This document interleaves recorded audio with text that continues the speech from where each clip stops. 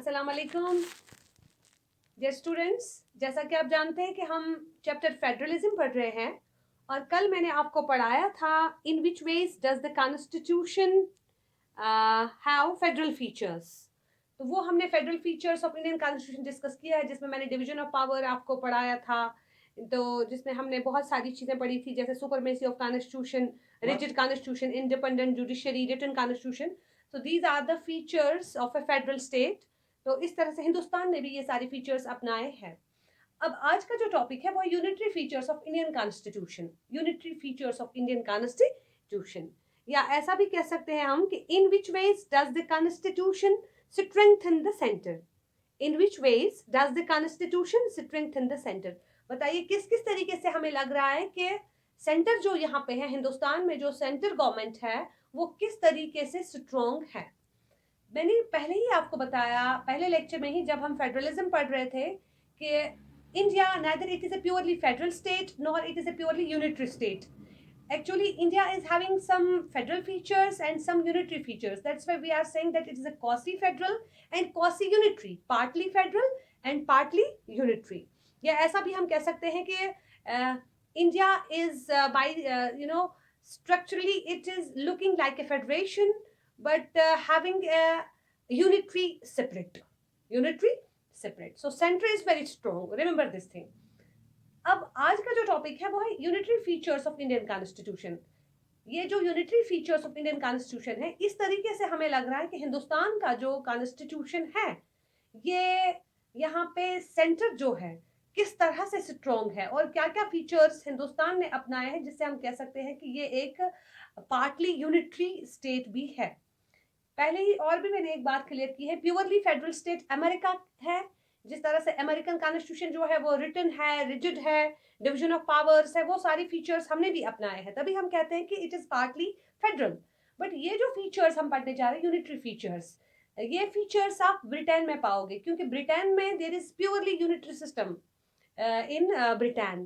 तो ये फीचर्स हमने अपनाए हैं हिंदुस्तान के कॉन्स्टिट्यूशन में, जिससे हम कह सकते हैं कि यहाँ पे जो सेंटर है वो स्ट्रॉन्ग है।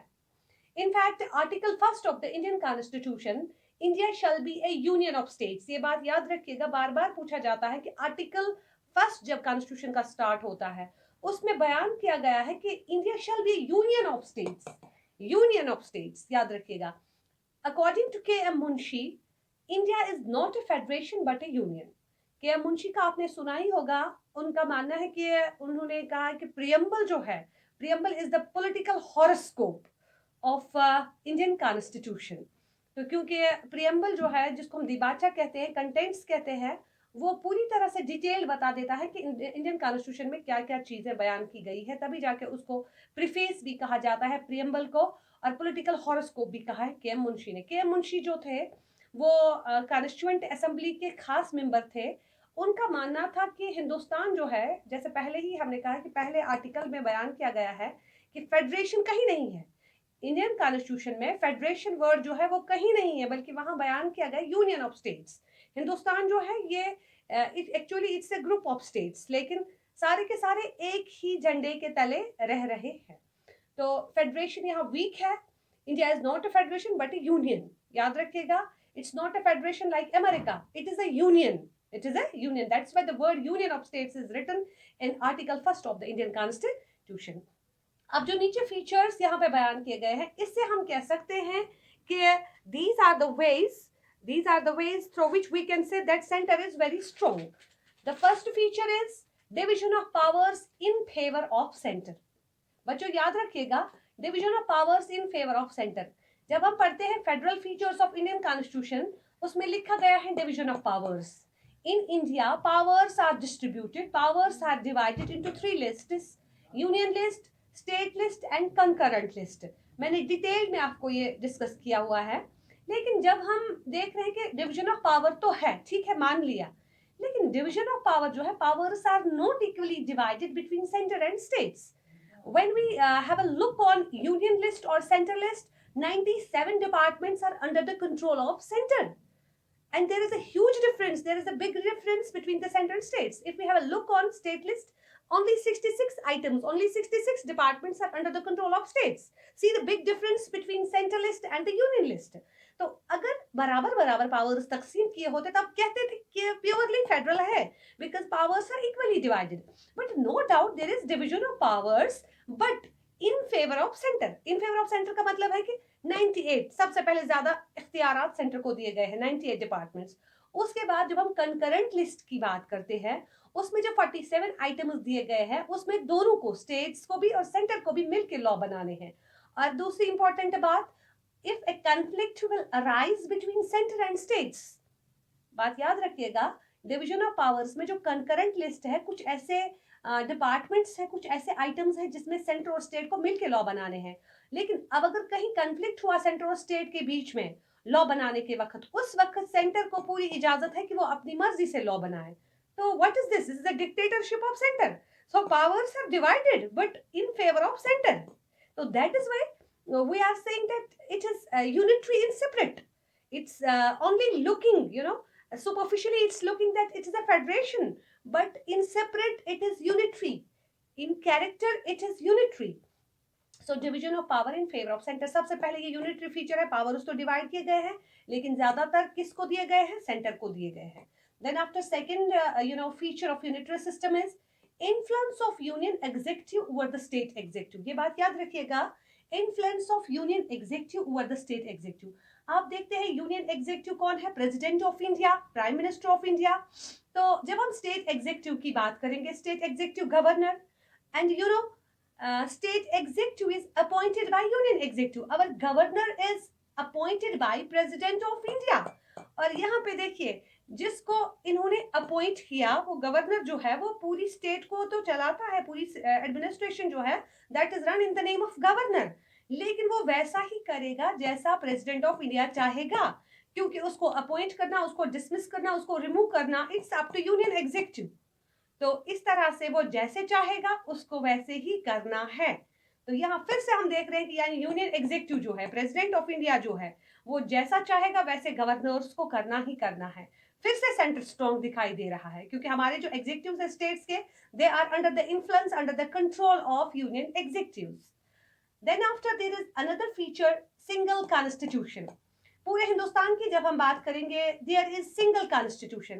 पहले हम पढ़ते थे कि 2019 अगस्त तक कहा जा रहा था कि Jammu and Kashmir is the only state which is having its own constitution. लेकिन जब ये आर्टिकल 35 पे इसको आर्टिकल 370 को जब हटा दिया गया, तो ऑब्वियसली सिंगल कॉन्स्टिट्यूशन का दर्जा भी समझ लो खत्म कर दिया गया बहुत हद तक. अब पूरी स्टेट जो है, पूरा हिंदुस्तान जो है, वहां पे एक ही कॉन्स्टिट्यूशन है, सिंगल कॉन्स्टिट्यूशन है, और उसी के लॉज पूरी स्टेट में अप्लाई होते हैं.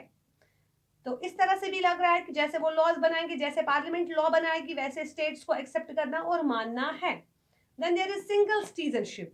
सिंगल सिटीजनशिप, जब हम फेडरल स्टेट की बात करेंगे, अमेरिका की बात करेंगे, there is double citizenship in federal state. वहां पे क्या होता है, if you are living in Washington और you are living in New York, first of all you are the citizen of America, then after you are the citizen of New York or Washington. So the person who is living in America, who is living in a federal state, he or she is enjoying double citizenship. But so far as Indian government is concerned, so far as India is concerned, there is single citizenship. Then the fifth feature is single integrated judicial system. आपको हम बता दें कि मैंने परसों ही आपको जब Indian judiciary हम पढ़ रहे थे, तो अपेक्स कोर्ट, सुप्रीम कोर्ट को मैंने बताया था टॉप लेवल पे जो है, जो सुपर इंटेंडेंट करता है तमाम हाई कोर्ट्स को, तमाम लोअर कोर्ट्स, जितने भी सारी जुडिशियल सिस्टम आती है, that's in fact supervised by supreme court. तो इस तरह से सिंगल इंटीग्रेटेड जुडिशियल सिस्टम, सारा का सारा जो जुडिशियल सिस्टम है, लोअर कोर्ट्स, उसके बाद डिस्ट्रिक्ट कोर्ट्स, उसके बाद high courts, they all are under the control of, under the supervision of supreme court. तो उनको उसके फैसले मानने ही मानने हैं. Then after there is another feature, unitary during emergency. आपको हम बता दें, जब इमरजेंसी नाफिज होती है, इमरजेंसी 3 टाइप्स की है. National emergency, second one is failure of constitutional machinery, third one is financial emergency. मैंने ये भी डिस्कस किया है हमारे पिछले लेक्चर्स में जब हम लेजिस्लेचर पढ़ रहे थे. तो जब भी इमरजेंसी नाफिज होती है, आप देखिए जब हम नेशनल इमरजेंसी की बात करेंगे, due to war, due to external aggression, जब नेशनल इमरजेंसी नाफिज होती है मुल्क में, तो ऑब्वियसली उस वक्त सेंट्रल गवर्नमेंट जो है वो स्टेट्स में भी इमरजेंसी नाफिज करती है और स्टेट्स से वो हक छीना जाता है कि वो स्टेट लिस्ट पे काम करे। उस वक्त सारी की सारी स्टेट्स जो है वो अंडर आ जाती है किसके, वो सारी अंडर आ जाती है सेंटर के, और सेंटर वहां पे उस स्टेट में खुद ही लॉज बनाती है, चाहे गवर्नर रूल अप्लाई करे उसको खुद ही गाइड करती है क्या करना है क्या नहीं करना है, जहां जहां पे भी इमरजेंसी नाफिज होती है। Then there is another feature, finance dependency on centre. ये बात याद रखिएगा बच्चों, फाइनेंस डिपेंडेंसी ऑन सेंटर। अब देखिए जो भी स्टेट्स है हिंदुस्तान की सारी जो है financially they all are depend on centre, और नेचुरली हर स्टेट चाहती है कि हमारे ताल्लुकात सेंटर के साथ अच्छे हो। जब हमारे ताल्लुकात सेंटर के साथ अच्छे होंगे तो हमें फंड्स वगैरह ज़्यादा से ज़्यादा वो वहाँ से भेज देंगे। तो इसी तरह से फाइनेंस के मामले में स्टेट्स जो है वो डिपेंड किस पर है, सेंटर पे। आपने देखा होगा कि जिस स्टेट के ज़्यादा अच्छे ताल्लुकात है सेंटर के साथ उन स्टेट्स को फंडिंग वगैरह ज़्यादा होती है, जहाँ कहीं प्रॉब्लम है तो उस स्टेट की फंडिंग कम कर दी जाती है। सो फाइनेंशियली स्टेट्स जो है they are depend on centre. ये भी ऐसे फीचर्स है जिससे हमें लगता है कि सेंटर स्ट्रांग है। Then after there is another feature, change the name and boundaries of states. याद रखिएगा सेंटर को, हमारी पार्लियामेंट को पूरे इख्तियारात दिए गए हैं कि वो किसी भी स्टेट का नाम चेंज कर सकते हैं, किसी भी बाउंड्री को चेंज कर सकते हैं। तो they are having the right to change और to alter the boundaries of states, to alter the name of states. हम कहते थे पहले मद्रास कहते थे, अब चेन्नई कहते हैं।